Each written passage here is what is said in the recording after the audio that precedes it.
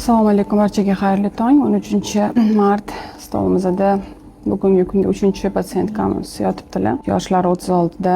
Bittagina farzandlari bo'lgan, lekin afsuski bular farzandlarini yo'qotganlar onkologik kasallik tufayli va ko'p yil chuqur depressiyadan aziyat chekib, turmushlari buzilib, juda depressiyada bo'lib, juda ham qiynalgan ayol hozir turmush qurganlar. 2 yil davomida o'zligisi harakat qilishda tabiiy yo'l bilan homilador bo'lishi, lekin natija bo'lmadi va birinchi ekoprotokoliga kirdik. Bitta inseminatsiya qilib ko'rdik, natija bermagani uchun yoshlarini hisobga olib eko qilishga majburmiz. Bor yo'g'i 5 ta dominant folikul o'sganini ko'rdik. Bitta tuxumdan umuman javob bermadi va 2 ta tuxum hujayra oldik.